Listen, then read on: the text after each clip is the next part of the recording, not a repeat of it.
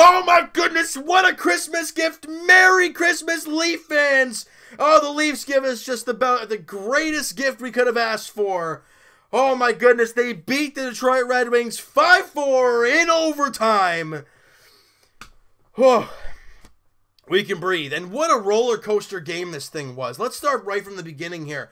And we coming into the game, if you guys listen to the podcast and all that stuff, by the way, the podcast links are in the description below, guys. If you have not checked that out, go do so. The links are down below.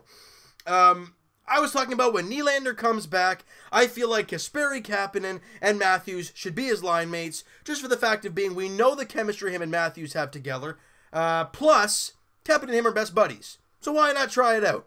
The Leafs try that out on the very first shift of the game, and not even 30 seconds in, Austin Matthews puts the puck on net. It wasn't a hard shot, but terrible little play by Jonathan Bernier, as we've gotten used to seeing as Leaf fans.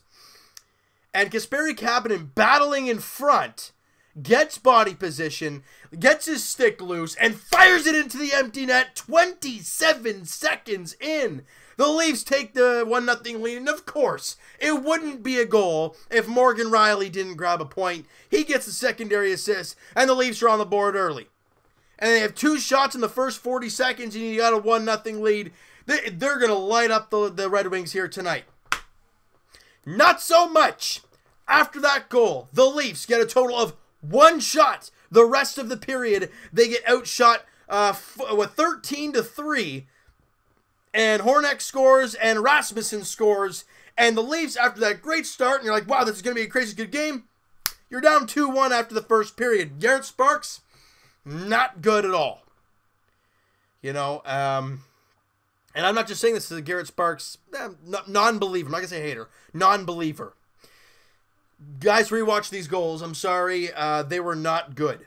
They were not good goals. Garrett Sparks, look, maybe you can give him one call, one benefit of the doubt. But for the most part, the 4 goals that were given up are not very good. Leafs down 2-1 after 2 periods. We're like, this is horrendous. Midway through the second period, they score and take a 3-1 lead. And again, yes, I get it. It was a partial breakaway, but it's a backhand short side cheese, and it wasn't even top corner. That tells me Garrett Sparks was not playing his position right, and he wasn't square to his guy. There must have been a little bit of free opening, and it went in on the backhand. And now let's go about 3 minutes after that. And we've talked about how his fourth line's been so good. What we all know about what happened yesterday with Tyler Ennis suffering a broken ankle. And look, I've had one in the past. It is not fun to deal with, and it is a long recovery time. Expect about 4 to 6 weeks, maybe even longer, for Tyler Ennis to be back. So who comes into the lineup? Trevor Moore, and we've heard that name a few times. Obviously, with the big Marlies playoff run last year, I was super impressed with him. I loved what I saw from Trevor Moore last year with the Marlies. Plus, he's had a good start with the Marlies this season, and he's been called up a few times right on the West Coast trip. He got called up, but didn't play just as an extra guy, and it's been a few times that's happened to him. He's never really got into an NHL game. Today was his first test, and he enters the zone, dumps the puck in, Lindholm gets there, centers it for Freddie Gauthier, who rips it past Jonathan Bernier for his first of the year.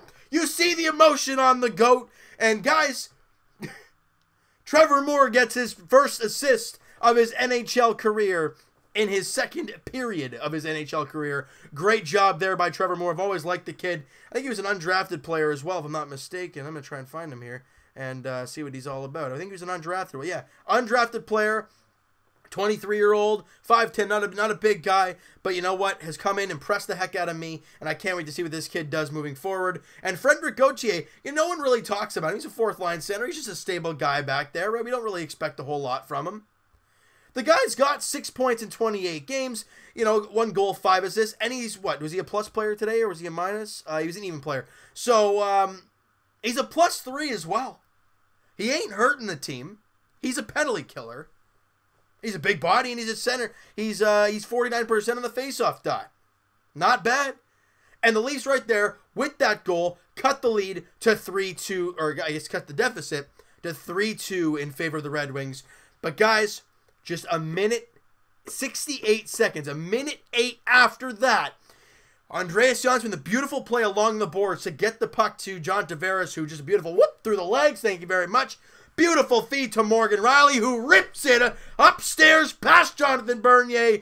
And the Leafs, my goodness, they tie the game. We have talked, this team can score in bunches.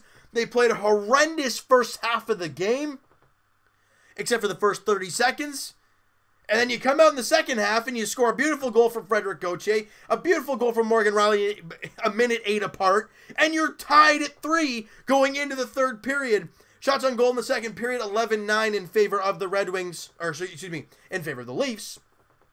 However, the Leafs still were trailing in shots, and it was really, it was kind of a grinded out type of game there midway through. But to get that goal from Gauthier, your fourth line coming through, we've talked about this depth of this team being such a big thing. And look, next man up, Trevor Moore comes in, gets the job done. Attaboy, Trevor. Third period rolls around, about just under 8 minutes to play. Franz Nielsen scores to give them the lead, and this is another goal Garrett Sparks should have. Point shot from Nicholas Kronwall, low shot, and Garrett Sparks just kind of kicks it right to the center of the ice. I don't care how many Leaf players are in front of the net, you never want that puck there. And he kicks it to the front of the net, right to the tape of Franz Nielsen, puts it into the back of the net, and that's it. The Leafs take, the Red Wings take the lead 4-3, and we're like, oh, this is not how this is going to end. You want to go into Christmas break feeling good. Mike Babcock pulls Garrett Sparks with 2 minutes and 45 seconds left, and we're like, that is a lot of time. And the Leafs don't get many shots off during that stretch. They don't. They get maybe 1 or 2, but the one that counts, the puck gets back to Jake Gardiner, 7.8 seconds left. He knows how much time is left. He just turns, blasts, beautiful deflection in front from whom? John Tavares, and the Leafs tie the game with just 7.6. It doesn't even matter at this point. And guys, I'm in the car heading home from my girlfriend's place, so I'm listening to Joe Bowen. And Leaf fans, if you don't know who Joe Bowen is, I'm first off, I don't know how much of a Leaf fan you are. Second of all, if you do, you know how crazy he gets. And I'm trying to stay calm driving. It's not easy. The Leafs tie the game. We're going into overtime, and I'm thinking to myself, how the heck am I getting home? We got to go through 3-on-3 overtime after that? Okay, stay calm. Not with Joe Bowen in overtime. That can't happen. 2-on-1, Marner to Tavares. Oh, it's all beautiful. By the way, through the legs pass from Marner to John Tavares. Off the crossbar. Oh, God. And then Kasperi Kapanen comes into the zone, cuts to the middle of the ice, nothing there, just kind of does a spin. He kind of falls, but just fires the puck to the net, and in typical Jonathan Bernier fashion, it's a little snot shot through the 5-hole. It doesn't even hit the back of the net. That's how much it got through him. And the Leafs win it in overtime. Kapanen with the OT winner. Oh my goodness. And the Leafs are 25-10-2 at the Christmas break. The best point total in franchise history at this point. The last time the Leafs got even remotely close to this was the 40s. Incredible. Jake Gardiner, obviously the lone assist on the John Tavares goal to tie the game heading into overtime.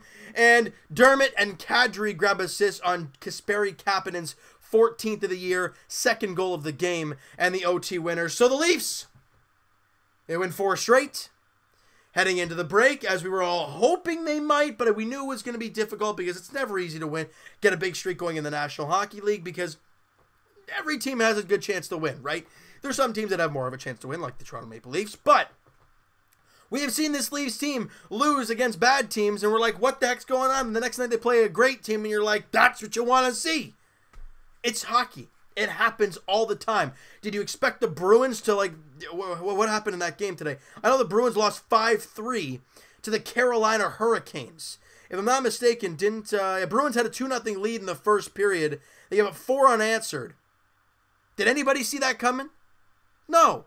It's the game of hockey. It happens. You never know. And the Leafs win 4 straight. They have 52 points at the Christmas break. Incredible.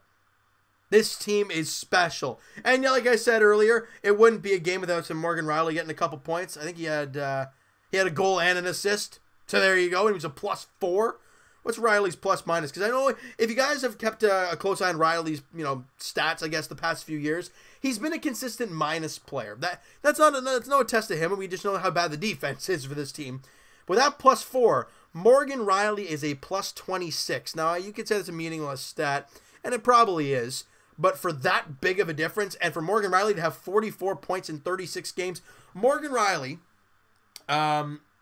is the third Leaf, I think, in franchise history or something like that, to lead the defenseman, I guess, in points in the entire National Hockey League by the Christmas break. I forgot who one of them guys was, but I know the other one. No, Brian McCabe and Boris Salming were the two players that he joins company with, and he has 44 points in 37 games. Morgan Riley is putting some type of year together. Norris Trophy, I mean, at this point, you can't really say anything otherwise. He's got a great plus-minus. He's on a good team. He's a top-notch defenseman on this team, and he's crushing it in points. He's got 12 goals as well. He's an incredible player. Now, that's up for debate all you guys want. Now, guys, looking past the Christmas break, the Leafs have, what is it today? The 23rd today? I think it is. They come back on the 28th. They did a great job on home ice. But then they go to Columbus, taking on the Blue Jackets. Anderson is the expected starter, and it says Korpisalo is the expected starter. Is Bobrovsky injured? No, I don't know what's. I don't know why it's saying him, Jonas Korpisalo, as the expected starter, but I think it's probably going to be Sergei Bobrovsky. It's a 7 o'clock puck drop there in Columbus, Ohio. And guys, what a way to go into Christmas break. Winning 4 straight and one heck of an emotional game. And you know why it's so great? You can watch on Christmas Eve, Christmas Day, turn on YouTube or whatever you want to do and rewatch this great game, and knowing this was the last game the Leafs played right now. And enjoy it for days and days and days. Why? Because it was fun. And the Leafs win. Alright? It's so much fun, alright? So you know what, guys? That is going to do it for this one. You guys enjoyed this video. And you guys enjoyed the game today. Because, like I said, roller coaster ride. Great start, 30 seconds. Yeah, terrible first half of the period. Or first half of the game, other than the 30 seconds. And then the Leafs come back and they score 2 goals. And they give up the 4th goal. And they tie in. And it just goes blow up from there. Incredible. Hit the like button if you guys enjoyed this one. Hit the subscribe button if you guys have not already. Comment down below. What'd you think of the game? Who is your MVP? Can't give it to a goalie because Sparks sucked. Yet his record is 5-1-1. Tells you how good the team plays and has to play in front of him. How many goals they have. I want to see the goal support for when he's in the lineup. But that's another story. I don't know. Can you give it to Kapanen, who had 2 goals?